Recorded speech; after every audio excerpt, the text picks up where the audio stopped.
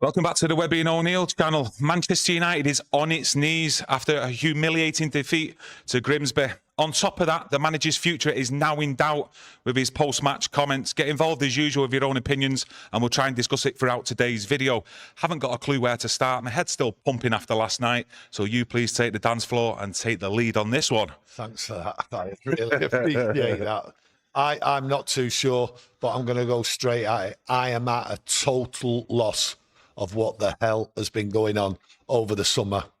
You've heard the owners, you've heard the manager, you've heard the players come out and talk this club up. We've changed everything inside the club's changed. We're on a upward trajectory. Well, let me tell you something.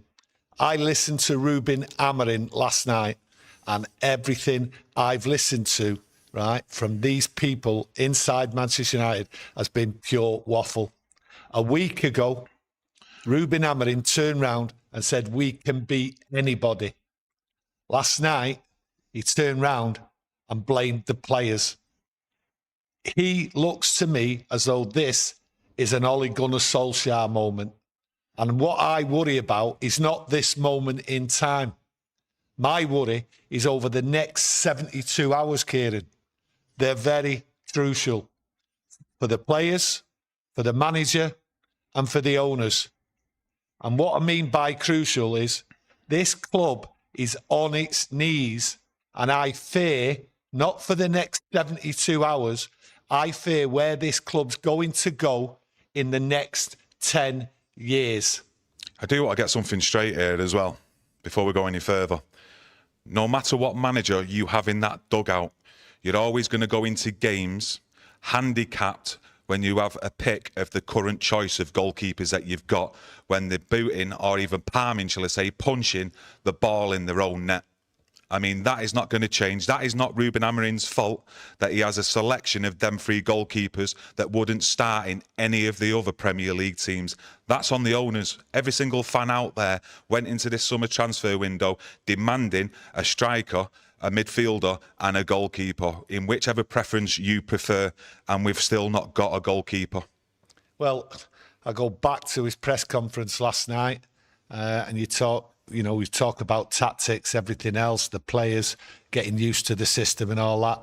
He defended his tactics and he blamed the players. So that manager has come out and called the players who, in the pre-season, right, he has backed the players, okay? He's asked for transfers. He's happy with the transfer window. And everybody out there has been calling for a goalie, a midfield player, okay? I just look at it. This club doesn't know where it's going or what it's doing. They talk about, at the end of the season, having a plan.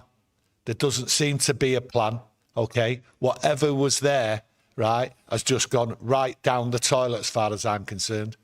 From first minute yesterday, we was exposed. What we was exposed to was 11 players out there on that pitch who went out with a poor attitude. And Ruben Amorim blamed the players for going out there, right, not doing the job, not having the right attitude. Well, let me tell you something. It's the player, it's the manager what sets the standard for the players going out there. He's at fault. He's turned round and it sounds as though he is prepared to walk, and he's also prepared for the sack. I don't think that will happen. We've got Burnley, and I think, like I say, the next 72 hours, then there might be a reaction after the Burnley game because we've got an international break.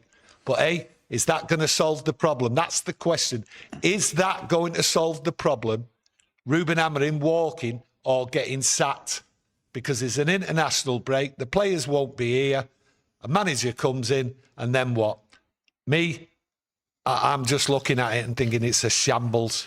As you can see on screen, the latest reports today that are coming out based on last night, and this is coming from The Athletic. Ruben Amorim gave a clear message.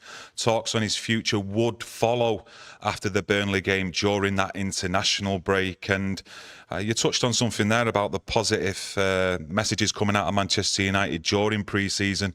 One that sticks in my mind is from Luke Shaw. There's no more stragglers in this squad. And that sticks in my mind very, very clearly. And I thought the bomb squad, the players in that, with a negative energy inside this club, players not wanting to be here, players holding us back. So I thought this group of players that Ruben Amorim has still got in the squad are the players that want to be here, want to fight for the club and follow his instructions on the pitch to the best of their ability. He said last night that these players basically weren't following, some of these players weren't following his instructions, okay?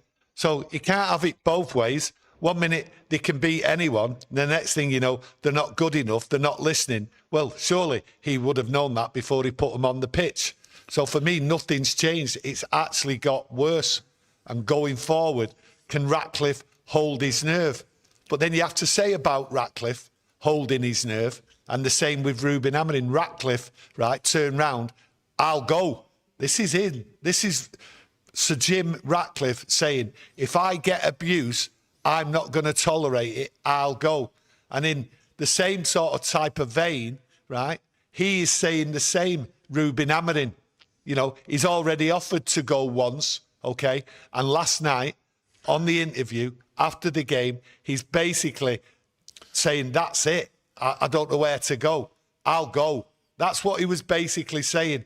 So for me, you've got an owner, right, who sets the footballing standards, who is trying to change the football. You've got a manager who have both come out and are ready to jump when the heat gets too much. I'm getting the feeling, and I have done for quite a while now, I've got to be honest with you, ever since that Brighton home game, what we suffered a defeat here at Old Trafford. I mean, there were stories coming out that he was smashing up TVs inside the dressing room. Later reports over the last few weeks and months suggested that he did actually offer up his resignation after that game. But what I've noticed since then is after games where we suffer a defeat, his comments do not make sense. No, that's true.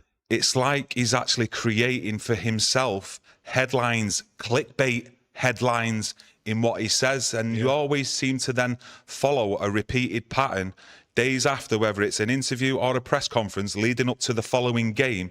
He starts correcting himself, trying to make things look and appear that everyone else got it all wrong and you misjudged what he actually said. I'm seeing a repeated pattern here, and I'm seeing a manager under pressure and who is clearly struggling right now. He's struggling, all right. He's got no direction. His conversation just goes one way, then another way. It can't last, this.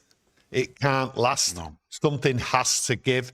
I just look at it. It makes no sense to me when we all know a centre midfield and a goalie was needed, and that we end up having 5 number 10s. Now, that makes no sense to me. It's as though like he's created more problems for himself and now he's turning on the players. Very, very poor last night. The comments what came in last night, the views what we got was overwhelming, and 99% of the people there were all saying the same thing. He's got to go, Ruben Amorim. But I think it's more than that. I think it's bigger than that, to be honest. And that's why I'm saying over the next 72 hours, it is really crucial, not just for now, for the next 10 years, because there is no direction. You know, we've been told about a plan, you know, we're putting into place this plan and we're going to stick to it no matter what. Well, here you go. No matter what. That first half against Grimsby was the low of the low. Can they really hold the nerve? Can the manager hold the nerve? It doesn't sound like it. But what does it do if Jim Ratcliffe and INEOS do get rid of Ruben Amorim?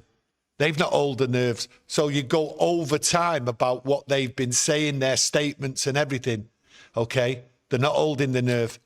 So for me, this is a 10-year look ahead to say that's how long it'll take to overcome what goes on here. Carnage and chaos, I predicted at certain points, but no way did I envisage carnage and chaos on this scale so soon after listening. And it's been Waffle all summer.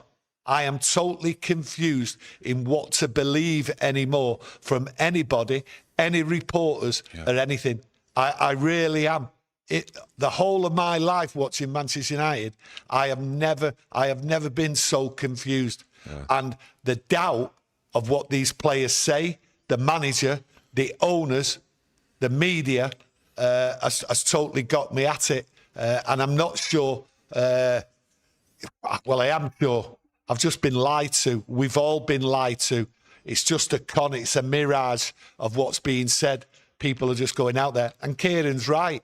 He is creating his own headlines. Well, I have said for a while about Ruben Amorim, a lot of it has been nonsense. It's not made sense. Now it's clear that nothing makes sense. We are in a difficult time for the next generation. Us fans, we're going to have to endure, because it's not going to. This ain't going to get fixed. This ain't going to get fixed in 72 hours. Yes, I go on. It's crucial for the next, but it's not going to get fixed. How's it going to get fixed? Ruben Amorim will not change his style. He refuses to say his tactics are not the problem. He's now saying it's the players. Well, when you start calling out the players, any manager calls out the players, it's the end. Now, who's it the end for? We'll soon find out.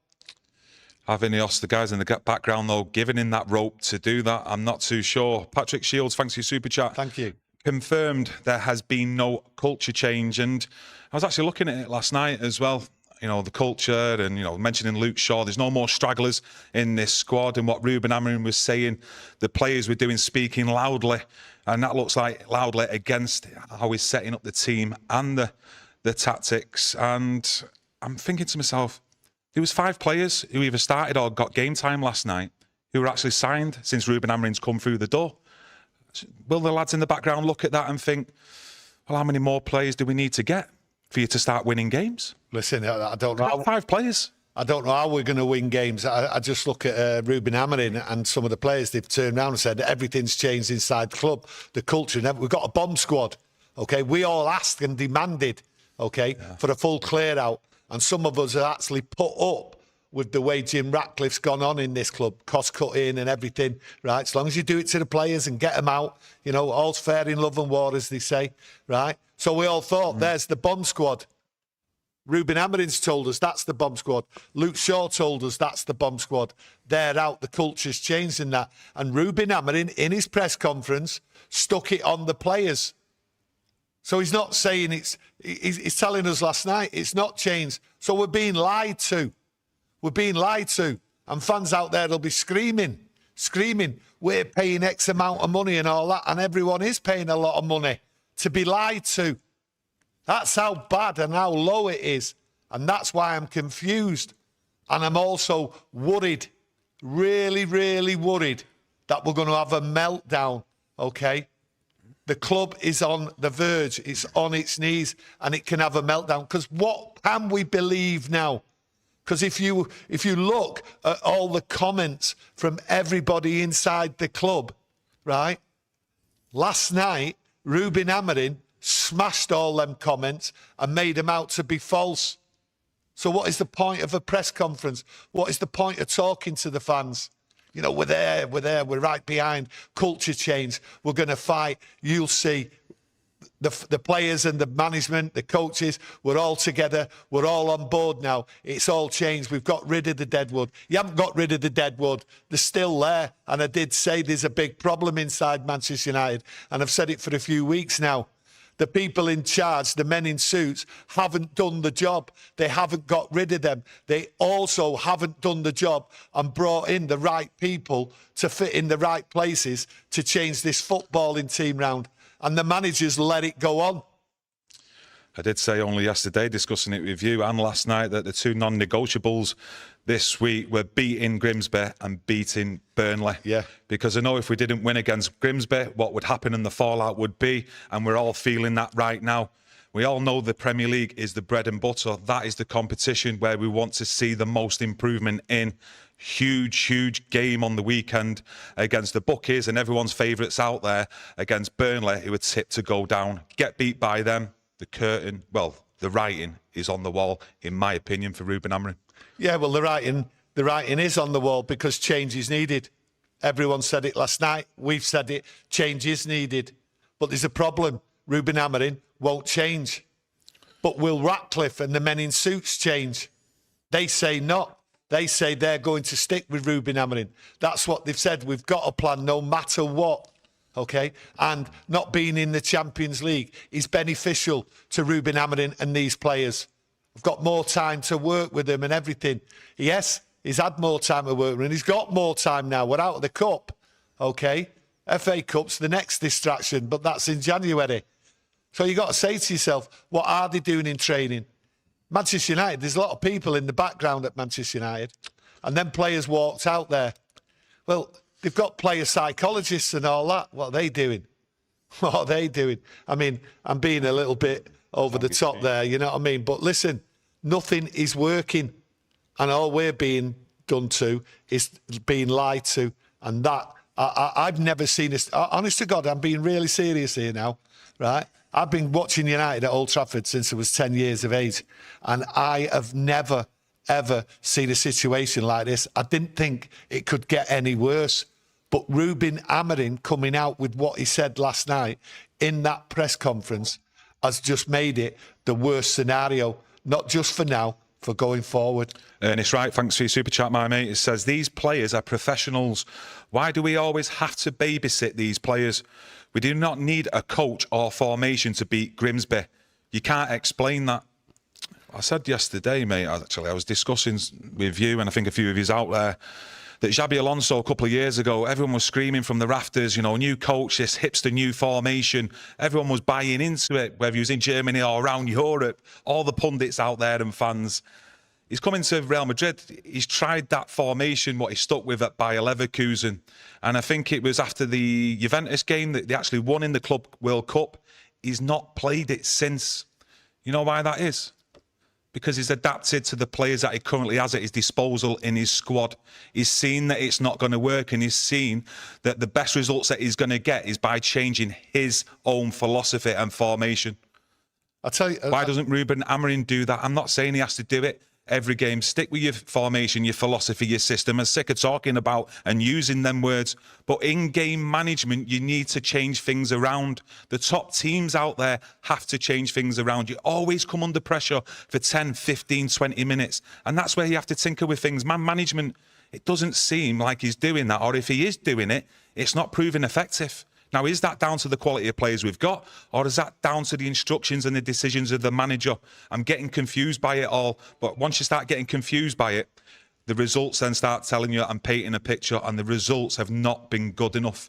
And like I mentioned before, 2 non-negotiables this week, beating Grimsby, we've not done that. And the biggest one of all is the improvement in the Premier League. We don't see that against Burnley on the weekend.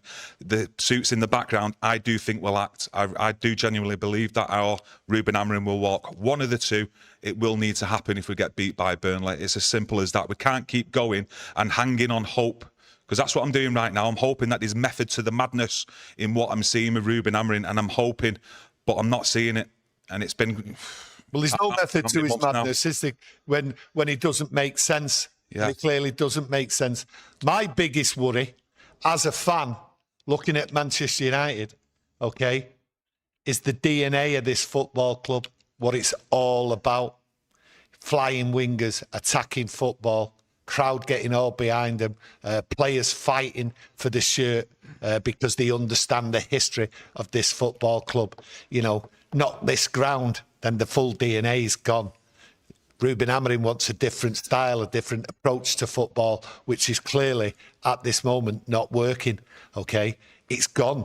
That's my worry. The DNA, the fans of my generation and all that, and people a little bit younger than that, they're sort of beginning to lose like faith in what's going on, and they can't see what this club is anymore, where it's going, the direction. And last night, the conversation, Ruben Amorim and 1 or 2 other conversations, right? There is no direction. We're lost. We're absolutely lost. The future, I'm blind to it. I have no optimism going forward, because I think this is a pivotal moment now, and I don't see us able to get out of it, because the amount of change, what is going to be needed, For me, it looks as though Ruben Amorim, right, keeps demanding players to go and buy. Top players to fit in every position. Wants to buy the club. Well, when you've bought all the top players, you don't need a manager. You don't need a manager. This manager, as far as I was concerned, was brought in to deal with the players, what he's got, and try and improve them and everything else, and bring in certain players in certain positions. Not to go out there and keep demanding, right, top players in every position. So for me, you know, he's just looking at, I'm the Manchester United manager. That's how it looks, okay? That's how it looks. I'm the Manchester United manager. I've got all the best players, but I want players to be able to adapt into other positions. Nah, that's not the way to go forward. I'm sorry to say it. You want a player, right? You want even nurturing and bringing him through the youth system and all that into a certain position. You don't want players 1 week playing like a left wing back, and then next thing you know, he's playing left in the back three. You don't want that. You just don't want that. You want players who are comfortable, and these players do not look comfortable. Do not look comfortable. This system, Ruben, he's saying it's not the system, okay? I'll point this out to you, okay? The most important thing to the system is the wing-backs. He brought Dorgu in. Dorgu, he's not the most experienced one. He's having 15 minutes good football, then he's sort of he's been losing concentration. But who's the right wing-back? Dalot. Dalot. Fist bump, I-5 merchant, that's all Dalot is, mentioned many a time in the big moments. Ahmad, a wing-back. Give me strength, will you? Surely they're the two positions when he walks in this club to suit his system, he would have brought in straight away. You got Ahmad, you got Dalot, you got Mazraoui. They're not going to take you anywhere in that wing-back role. Ahmad shouldn't even be there. Ahmad should be on the back of the defender, ready to go past him. Not playing pass the ball back. You look at Dalot and you look at his performance last night. He absolutely was disgusting last night. He left that Fredrickson so exposed and never helped him at all. I really felt sorry for it. I said it last night. The kid was exposed. He was abused down there. They come flying through. He had no help. And Dalot, come on. Just going to dive into the chat. James Black from our members club, thanks for your super chat. Would you have changed Fergie in his second season? I mean, I don't like comparing things like that, mate. It's different eras, you know. Life's moved on, society, etc. And Ruben Amorim simply has used up all the credit in the bank of what we saw last season and the performances, mate. I mean, yeah, they don't compare, mate. Yeah, they don't compare. Just like the '99 team and all that. They don't compare. You know, here's one for you. You know, people talk about captains, modern day captains, compared to, you know, years gone by captains of Robson, Keanes, Gerrards, John Terry's, Patrick Vieira's. You don't get any of them now in the modern era because society eras change, mate. You know, when people start using that as a rebuttal of Ferguson, would you have done this in his era? I just tend to lose it a little bit, mate, because this is about the now and the future of Manchester United. I mean, styles of football and everything's changed since then. I mean, the price of a pint has changed. You know, it's you look at last night's game, and you say to yourself, how can a team in basically the fourth tier of football turn round and say we knew what to do? We knew what to do. We knew how to beat Manchester United. We just had to stick with it, fight for it, which is what they did and which is what United should have done, come out and fought. But they knew how to play United. They knew how to go at them. They knew the weaknesses and everything. But every manager is saying that, okay?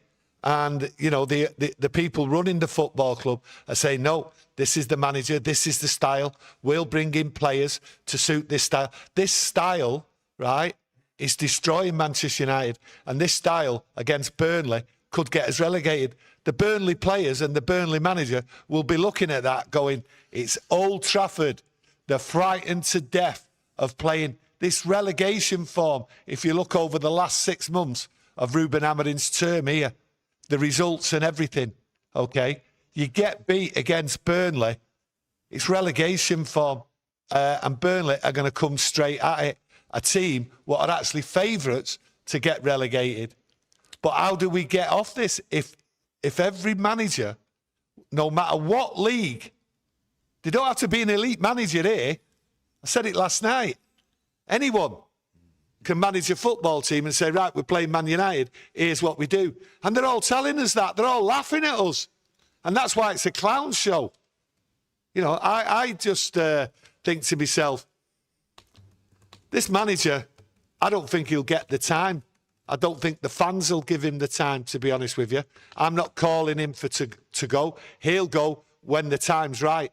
And that'll be the club will make the decision, he'll make the decision, or the fans will make that decision.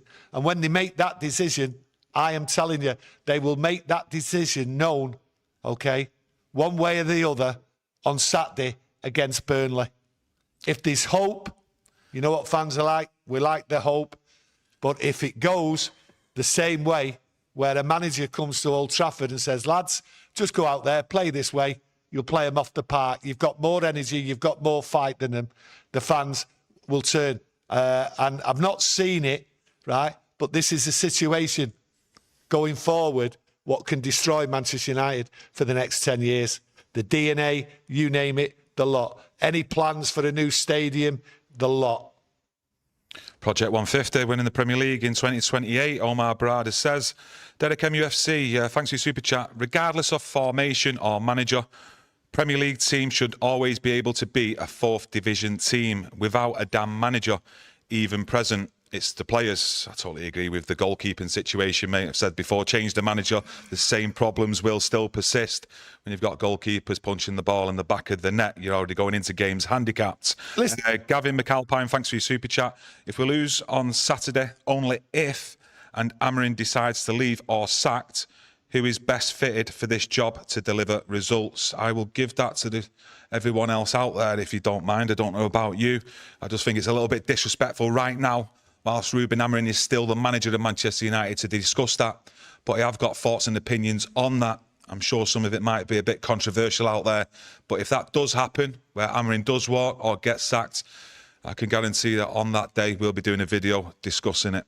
Well, I'll say this. I woke up this morning, and on that note about a new manager and all that, you have to say to yourself, who woke up with a smile on the face? Dan Ashworth. You know, he had his point of view about picking a manager, okay? Not going to debate whether it was, Southgate or whoever, right? But he had his opinions, and his opinion went against the people in suits, the men in suits. And because they didn't like his opinion, they got rid of him. So he's the only thing I thought of about a new manager, that Dan Ashworth will be sat there and going, should have listened to me. And what them conversations were, I don't really know. But he obviously had a different opinion than the people who have got no experience at running a football club. Stephen from our members club has gifted 5 memberships. Absolute legend. The 5 people who've been gifted their memberships. A big thank you to Stephen. Vincent McDonnell, I think it is. It's just cut off your second name there, mate, unfortunately. Thanks for your super chat. Amorim should have put the best team out. Get the result, build confidence in the team and move on. Amorim's decision-making is questionable. Well, if he put out players he's not happy with, because that's what he's saying, right? What did he expect?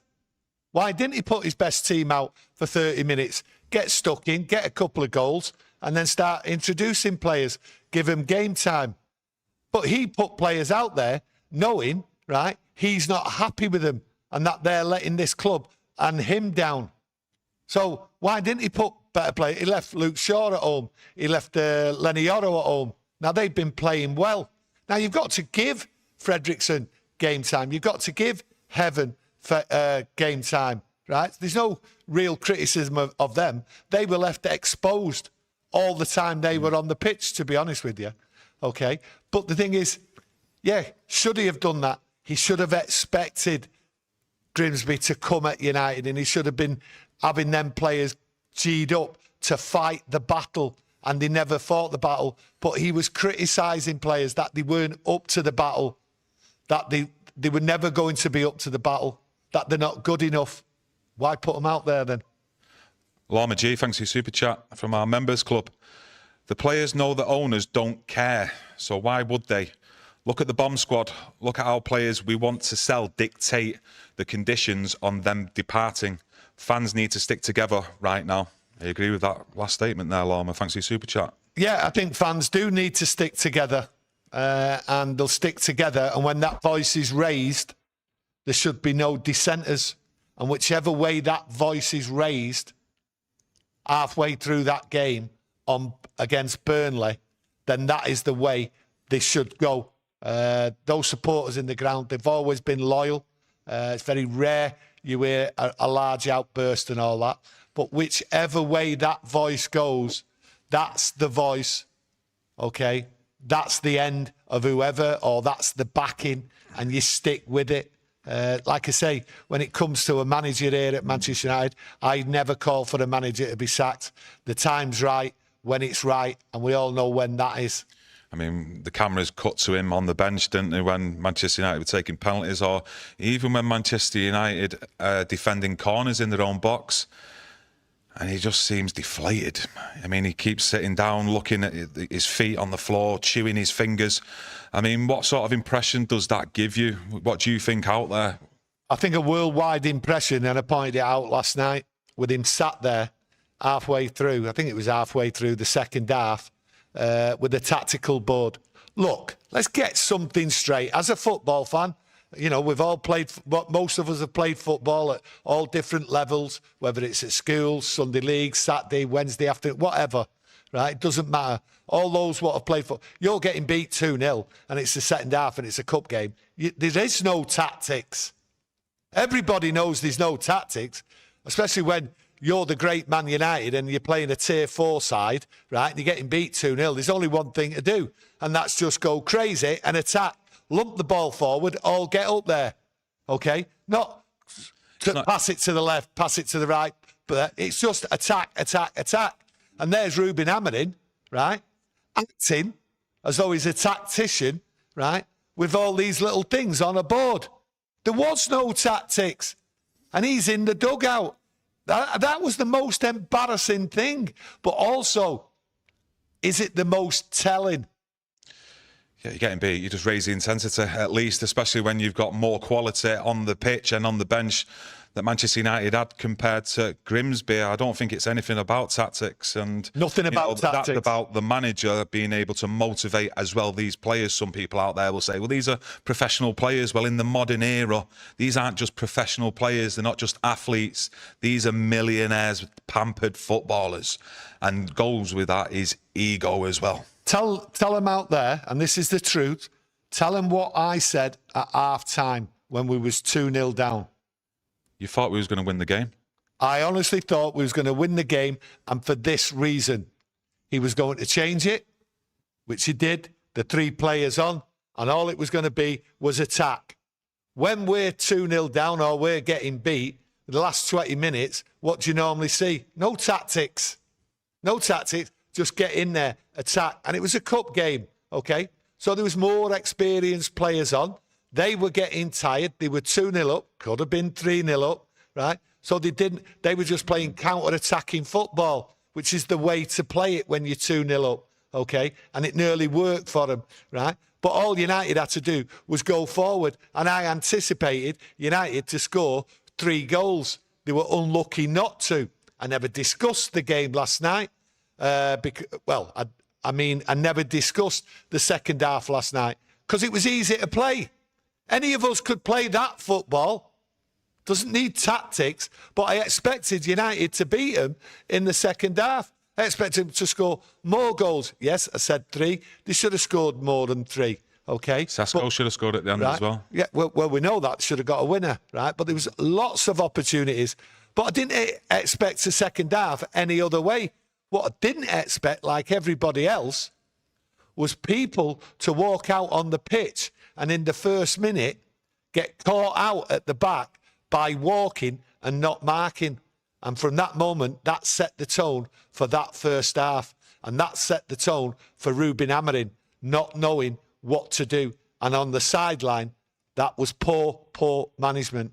He could have changed it and he didn't. And he refuses to change. Biggest concern for me is the manager now looks like he's got no confidence in himself, especially after them post-match comments, after that humiliating defeat by Grimsby. We're going to end it right there. I'd just like to thank you all for joining us today, getting involved with your opinions in the chat. A mix of opinions in there. It's an emotionally charged show, especially after the defeat and a humiliating one like we've seen against Grimsby. Any opinions that you don't agree with, let's try and keep it civil. Let's try and stick together, at least as a fan base, whether it's like that or not inside the club. Let's stick together, have a chat with each other and smash that like button to help support the channel. We'll see you in the next one, so get that notification on and we'll see you again soon. Thank you. Thank you.